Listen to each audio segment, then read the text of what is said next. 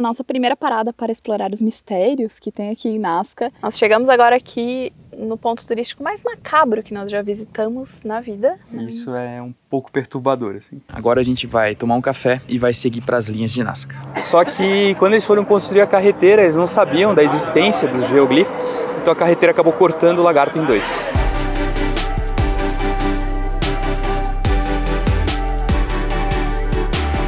E agora que saímos lá da casa do professor, a nossa primeira parada para explorar os mistérios que tem aqui em Nazca é aqui nos aquedutos de Cantalock. Para entrar aqui, nós compramos o ingresso na bilheteria aqui do parque mesmo, aqui do sítio arqueológico, e custou 10 soles, e com esses 10 soles, com esse ingresso, você tem acesso a 4 sítios arqueológicos aqui de Nazca. Não sabemos se vamos conhecer todos, mas esse daqui é o primeiro passeio do dia. Mas antes da gente mostrar o parque, tem uma outra coisa muito importante que a gente tem que mostrar. Estamos o quê? Usando shorts, depois de muito tempo, pela primeira vez. Olha, é bom, né? Olha. Muito bom. A gente tava sentindo falta desse calorzinho aí. Depois de tanto tempo no frio, tá ótimo. Eu falei pro Léo, as minhas roupas acho que nem lembravam mais de mim.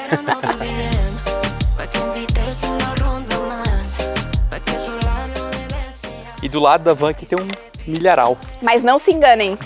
Não se enganem, porque esse milho é doce. A gente até pensou em tentar roubar um milho aí pra ver se a gente fazia depois, mas... Eu ia fazer igual eu fiz com as uvas lá em Mendoza, mas aí eu lembrei que o milho é doce, aí não dá nem vontade de se arriscar. O milho daqui não é tão bom, né?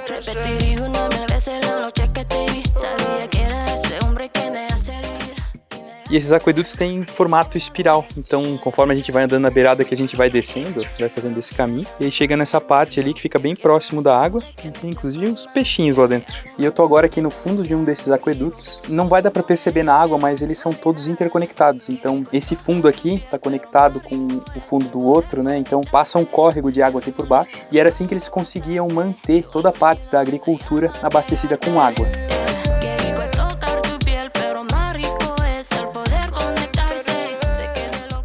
Como o Léo falou, através desse esquema todo de engenharia que eles fizeram aqui, aliás, apesar de a gente conhecer a Nazca, principalmente por causa das linhas, que fica o debate aí de como é que elas surgiram e tal, depois a gente vai pra lá, mas a população antiga daqui é conhecida também pelas avançadas técnicas que eles utilizavam na engenharia hidráulica, porque isso daqui foi bem revolucionário. A gente não pode esquecer que nós estamos numa região árida, e através desses aquedutos eles conseguiam manter a agricultura aqui da região, mesmo sendo uma região de seca e de deserto. Tem vários, ó, aqui tem mais um.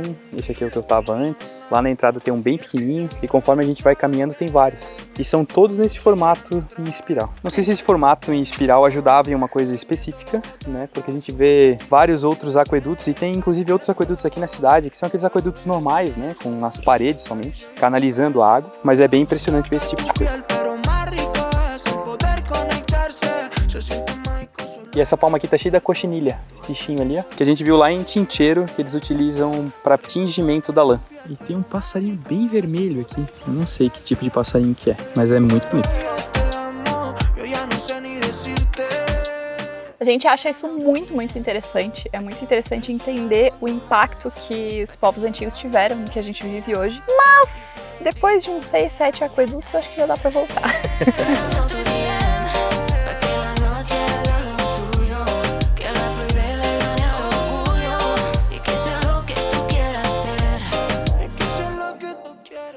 Nós chegamos aqui agora em Los Paredones, que é um outro sítio arqueológico. Também está contemplado dentro daquele ticket que a gente comprou. E Los Paredones são as ruínas do antigo centro administrativo, um lugar muito importante para o Império Inca. E ele foi especificamente construído para ser uma conexão dessa administração do Império Inca. E como vocês podem ter notado pelo barulho, a gente está do lado da rodovia. A rodovia está de um lado e logo na frente já ficam os paredões.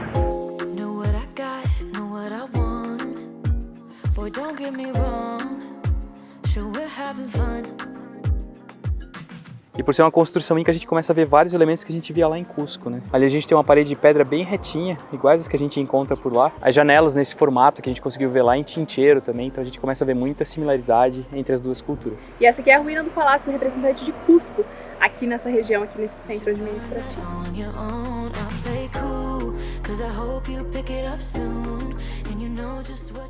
E aqui a gente consegue ter uma vista muito bonita da cidade também, que acaba subindo um pouquinho, né? Então ali fica o centro de Nazca. A gente estava mais ou menos naquela região para lá, assim, mais para a parte de trás. Mas a gente consegue ver que nessa região aqui existe um pouco de vegetação, mas ao redor é só deserto, né? Então as montanhas são todas desérticas e a única coisa que tem de vegetação é nessa parte mais urbanizada mesmo.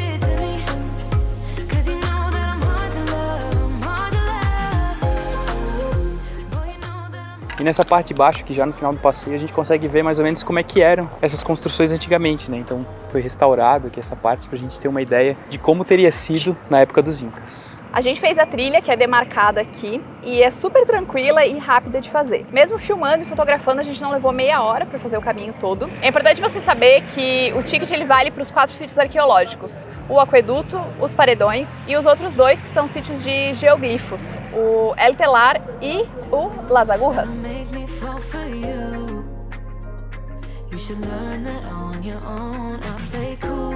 Cause I hope you pick it up soon and you know just what to do.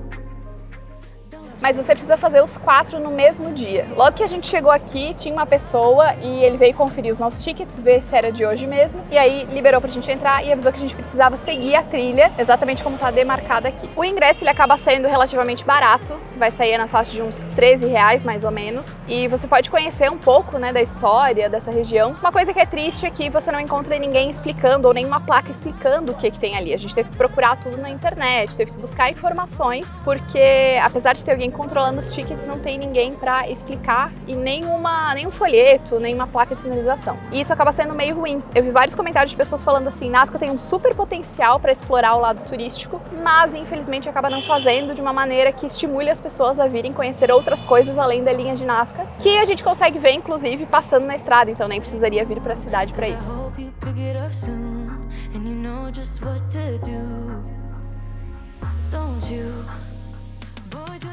Nós chegamos agora aqui no ponto turístico mais macabro que nós já visitamos na vida. Nós estamos na necrópolis de Kautilya, que nada mais é do que um cemitério a céu aberto. Mas o que ele tem de diferente que faz ser tão macabro assim? Aqui a gente consegue ver múmias e, como eu falei, a céu aberto. Então a gente literalmente consegue ver as múmias. A forma de enterrar as pessoas no período pré-hispânico faz com que a conservação dessas múmias seja muito boa, então acabaram transformando isso daqui num sítio de visitação.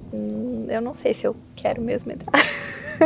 Para entrar aqui custa 8 soles por pessoa. Na verdade não tem nada assim muito controlado, não tem ticket, não tem nada, tem uma vendinha e aí o pessoal ele cobra 8 soles por pessoa. E eu ainda tô meio, não sei, tem um mini museu ali, a gente deu uma olhadinha, eu já não gostei muito.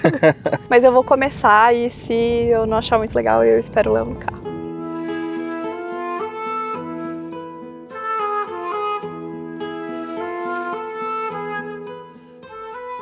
E logo na entrada a gente já tem a primeira tumba, e aí a gente consegue ver a múmia, né? Não fica tão nítido, mas essa aqui é a múmia. Mas ao redor, aí tem várias oferendas, então eles enterravam, né, junto com as pessoas. E isso mostrava um pouco do status da pessoa da época. E além da múmia em si, em várias tumbas tem ossos também ao redor, então tem várias ossadas. Então a gente pode ver que não era necessariamente só uma pessoa enterrada aqui dentro, né? Aí tem alguns restos de vasos também.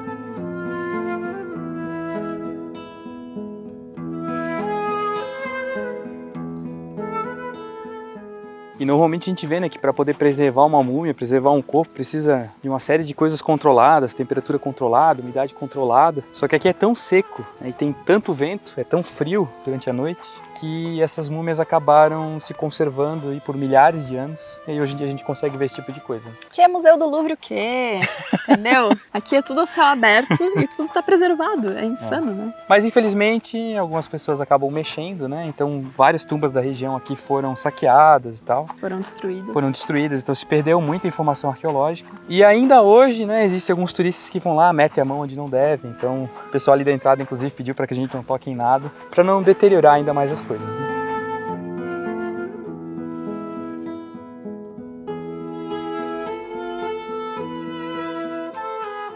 Nossa, na segunda tumba aqui a gente consegue chegar super perto, a gente tá bem pertinho. E aqui dentro dessa tumba a gente consegue ver 2 pessoas. E aí a mesma coisa, né? Vários vasos, oferendas, tem mais uma ossada ali no canto. É bem macabro, como o Fábio falou. A gente começa a imaginar, né, que eram pessoas que estavam ali, né? E isso é um pouco perturbador, assim. É uma coisa que impressiona, assim. É. Não num bom sentido.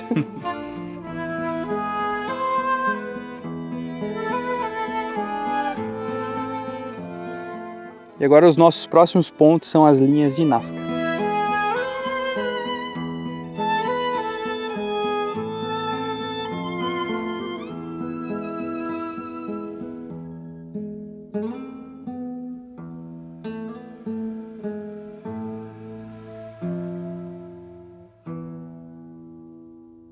Como acabou escurecendo, né, a gente chegou ali na parte das linhas de Nazca já no finalzinho da tarde, então a gente não ia conseguir ver muitas coisas por ali. Então a gente veio para uma vilazinha chamada São José e a gente parou na frente de uma igreja. Aí eu fui numa vendinha, comprei cebola, macarrão, água, coisas que a gente tava precisando. E isso é sempre engraçado, porque normalmente é na casa da pessoa, então é algo que a gente não tá tão acostumado a fazer. Né?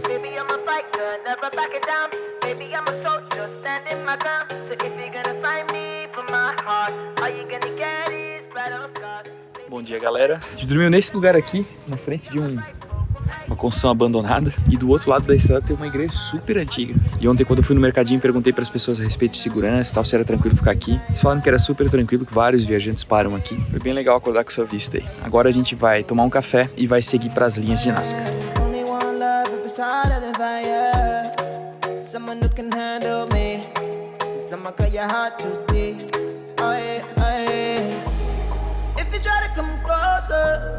I'ma give you some closure before you know it, it's over. So run away, run away. A nossa primeira parada aqui é no Mirador do Gato. A gente se afasta um pouquinho e consegue ver na encosta dessa montanha aqui, ó, desse morro, o desenho em formato de um gato. Todos os desenhos não são necessariamente iguais, né? Os desenhos que a gente está acostumado a ver desses bichos, mas são as representações que o povo Nazca fazia desses animais. E aqui a gente consegue ver, ó, essa diferença de cor. O povo Nazca, eles faziam um sulco no solo, retiravam as pedras mais escuras da parte de cima e acabavam mostrando essa camada mais clara que está na parte de baixo. E aqui na lateral a gente consegue ver outras linhas, ó. Então essa linha mais grossa aqui, não vai dar para ver na câmera, mas ela sai aqui da base do morro e vai até aqueles morros lá no outro lado. É uma linha reta que vai extremamente longe aqui. E a grande maioria dos geoglifos Nazcas, eles na verdade são linhas mesmo, né? São linhas que aparentemente não têm nenhum sentido ou propósito específico, mas conforme o passar dos anos e os estudos que fizeram, né, foram descobrindo os reais motivos para essas linhas. E muitos desses desenhos Nazcas, uma das teorias pelo menos, né, é que eles foram feitos como oferendas para os deuses, né? Então eles tinham os seus deuses, acreditavam que os deuses estavam lá no alto, e aí por isso que eles faziam desenhos tão grandes no solo, né, para que os deuses pudessem enxergar. E boa parte desses desenhos tem conotação com água, assim, ou bichos aquáticos, ou sobre a fertilidade, que era para tentar chamar a atenção dos deuses para esses problemas que eles tinham, né? Como a gente falou lá nos aquedutos, realmente é uma região muito árida, então a escassez de água era um problema muito recorrente para eles aqui, e era uma forma de eles lembrarem os deuses para mandar água.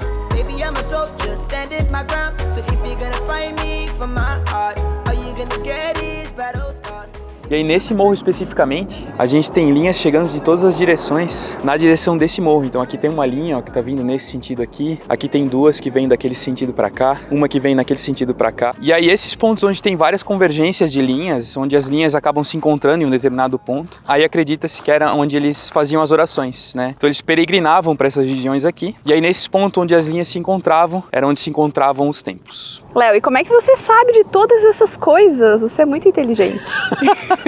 É que sou muito estudioso, né? É porque, como a gente falou pra você, a gente ficou na casa do professor Edgardo. Ele é um professor de astronomia, conhece muito sobre o assunto, e ele conhece muito sobre as linhas de Nazca. E ele dá algumas aulas num hotel, no DM Hotel, ali em Nazca. Que são palestras para turistas, né? São palestras para turistas, exatamente. Tanto que tem em inglês, francês e espanhol. Aí, normalmente, as pessoas estão ficando na casa dele, ele convida para assistir essas aulas. E aí eu fui em uma dessas aulas. É incrível, ele realmente tem um conhecimento absurdo. E é muito legal entender. Antes de a gente começar a ver as linhas e, né, só contemplar as imagens, acho que é muito mais interessante a gente entender os motivos pelos quais essas linhas estão aqui. E aí ele explicou muita coisa, né? Isso que eu acabei de explicar para vocês. Ele falou muito sobre a parte astronômica, então, por isso, né, ter o conhecimento de astronomia e das linhas, porque além de acreditar que muitas dessas linhas eram feitas para os deuses, depois de vários estudos, inclusive estudos da Maria Reich, uma alemã que morou aqui por muito tempo e que foi responsável por manter boa parte das linhas do jeito que elas estão hoje, por proteger todo esse patrimônio. Ela dedicou a vida a estudar, e entender e proteger as linhas de Nazca. Ela viveu 40 anos no deserto. Ela fazia expedições para fazer limpeza das imagens, para descobrir novas imagens. Ela ficava estudando nessa parte astronômica junto com as linhas de Nazca. E aí se viu que muitas dessas linhas, na verdade, elas foram feitas para estudo astronômico também, daquela época. Algumas linhas apontavam,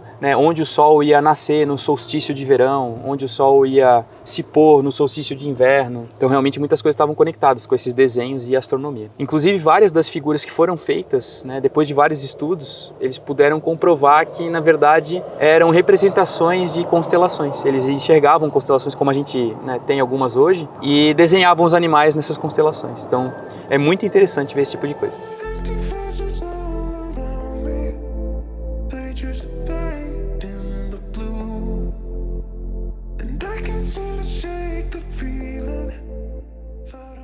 muito louco, cara, ver que as linhas realmente começam e muitas vezes a gente não consegue ver o fim dela e é uma linha extremamente reta, assim. É bem difícil de entender como é que eles faziam linhas retas tão longas. E além desses miradores, uma outra forma muito boa de ver as linhas é através de avião. Existem várias empresas que fazem voos aqui na região, só que é bem caro. Custa aí de 70, 80 dólares mais ou menos, né? Até 100, depende do tipo de voo, mas o mais barato é 70 dólares. Então, existe essa opção, mas a gente acabou optando por não fazer porque realmente é muito caro. 70 dólares, né? Considerando que o dólar tá 5,50.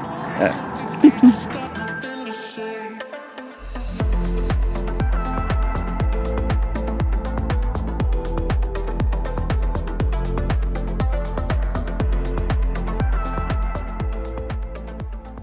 A gente chegou aqui no segundo ponto, que é um mirador construído aí, não é um mirador natural. E a Fábio ficou no carro e eu vou subir para tentar mostrar algumas das figuras que tem aqui nessa região. Aqui a gente já começa a ver algumas figuras, ó, dá pra ver uma figura ali, outra aqui. Tem uma outra aqui, mas lá em cima eu explico melhor essas figuras para vocês. Mas essa torre aqui na frente é uma antiga torre que foi construída por Maria Reich, para poder tanto observar, né, as linhas, como para poder guardar toda essa parte aqui. Então ela construiu essa torre aí por conta própria, com o próprio dinheiro, pagava 3 guardas, também com o próprio dinheiro, para poder proteger toda essa região aqui e manter esse patrimônio pro resto da humanidade.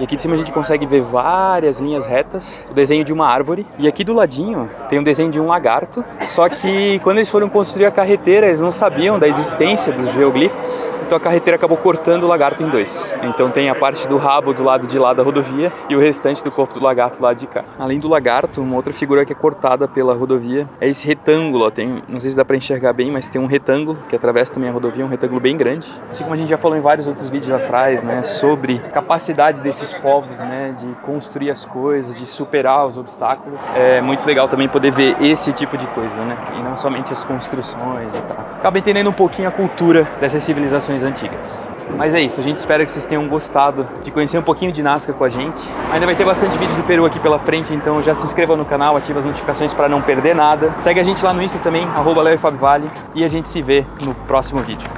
Tchau!